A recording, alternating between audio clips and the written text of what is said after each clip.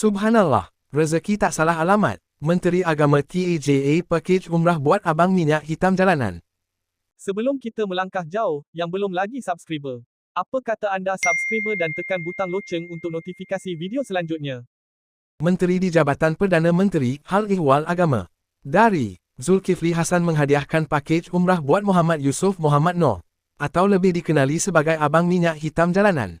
Hadiah berkenaan diberikan sebagai penghargaan terhadap sifat prihatin dan amanah yang ditunjukkan Muhammad Yusof dalam membantu orang awam menggunakan wang infak.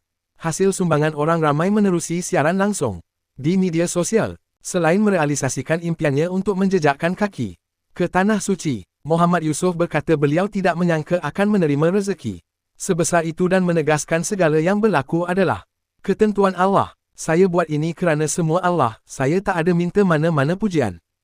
Ini semua rezeki Tuhan, saya tak jangka benda ini boleh jadi macam ini. Saya hanya jalankan amanah orang infak dan tanggungjawab. Saya seorang pekerja. Saya tak nak duit infak banyak-banyak takut tersalah pakai, katanya selepas menerima hadiah tersebut.